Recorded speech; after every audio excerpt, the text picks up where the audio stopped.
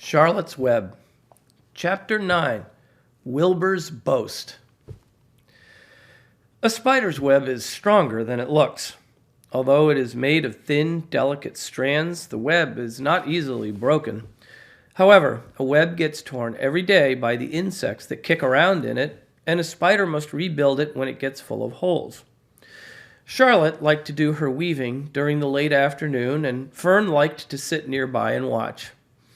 One afternoon, she heard a most interesting conversation and witnessed a strange event.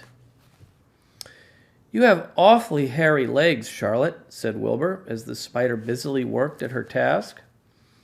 "My legs are hairy for a good reason," replied Charlotte. "Furthermore, each leg of mine has 7 sections: the coxa, the trochanter, the femur, the patella, the tibia, the metatarsus, and the tarsus." Wilbur sat bolt upright. "You're kidding," he said. "No, I'm not either." "Say those names again. I didn't catch them the first time."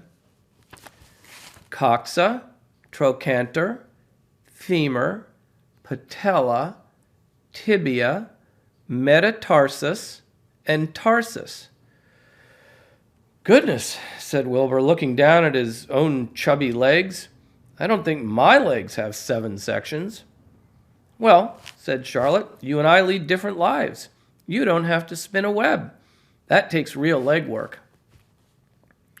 "I could spin a web if I tried," said Wilbur, boasting.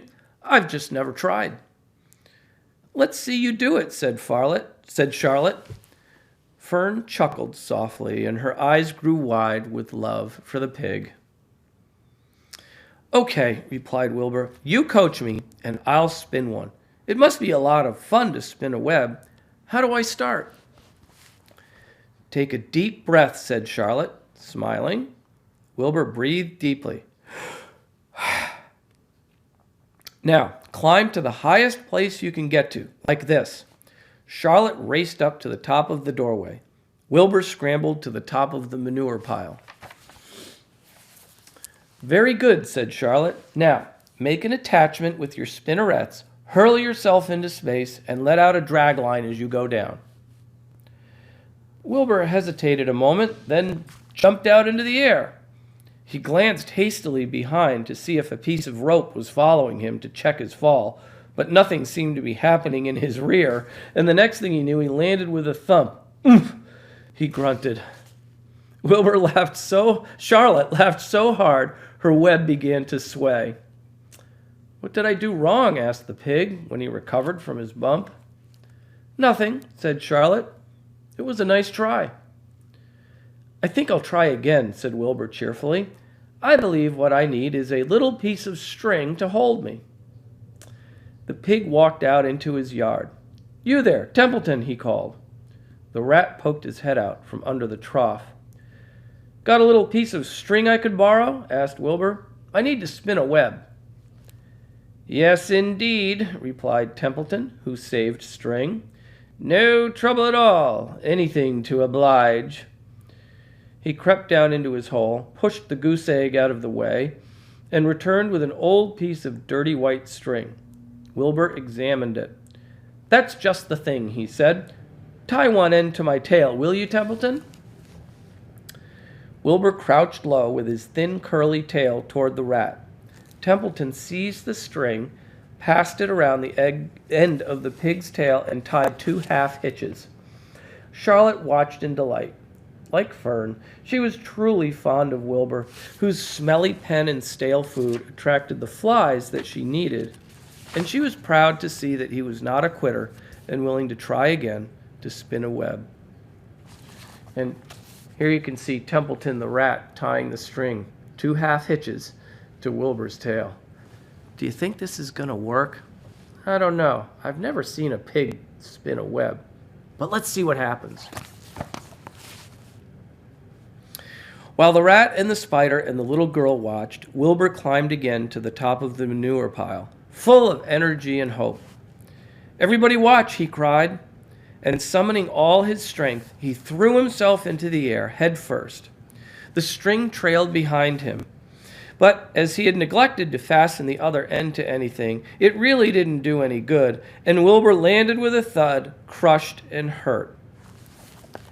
And here you can see Wilbur jumping off the top of the manure pile with that little piece of string attached to his tail. I don't think that's the same as spinning a web. Let's see what happens next. Tears came to his eyes. Templeton grinned. Charlotte just sat quietly. After a bit, she spoke. You can't spin a web, Wilbur, and I advise you to put the idea out of your mind. You lack two things needed for spinning a web. What are they? Said Wilbur sadly. You lack a set of spinnerets, and you lack know-how. But cheer up. You don't need a web. Zuckerman supplies you with 3 big meals a day. Why should you worry about trapping food? Wilbur sighed. You're ever so much cleverer and brighter than I am, Charlotte. I guess I was just trying to show off. Serves me right. Templeton untied his string and took it back to his home. Charlotte returned to her weaving. You needn't feel too badly, Wilbur, she said. Not many creatures can spin webs. Even men aren't as good at it as spiders, although they think they're pretty good, and they'll try anything. Did you ever hear of the Queensboro Bridge? Wilbur shook his head. Is that a web? Sort of, replied Charlotte. But you know how long it took men to build it? 8 whole years. My goodness, I would have starved to death waiting that long. I could make a web in a single evening. What do people catch in the Queensboro Bridge? Bugs? Asked Wilbur. No, said Charlotte. They don't catch anything. They just keep trotting back and forth across the bridge, thinking there is something better on the other side. If they'd hang head down at the top of the thing and wait quietly, maybe something good would come along. But no, with men it's rush, rush, rush every minute. I'm glad I'm a sedentary spider. What does sedentary mean? Asked Wilbur. Means I sit still a good part of the time and don't go wandering all over creation. I know a good thing when I see it, and my web is a good thing. I stay put and wait for what comes. Gives me a chance to think. Well, I'm sort of sedentary myself, I said. I guess, said the pig. I have to hang around here whether I want to or not. You know where I'd really like to be this evening? Where? In a forest, looking for beechnuts and truffles and delectable roots, pushing leaves aside with my wonderful strong nose, searching and sniffing along the ground, smelling, smelling, smelling. You smell just the way you are, remarked a lamb who had just walked in. I can smell you from here. You're the smelliest creature in the place. Wilbur hung his head. His eyes grew wet with tears. Charlotte noticed his embarrassment, and she spoke sharply to the lamb. Let Wilbur alone, she said. He has a perfect right to smell, considering his surroundings. You're no bundle of sweet peas yourself. Furthermore, you are interrupting a very pleasant conversation.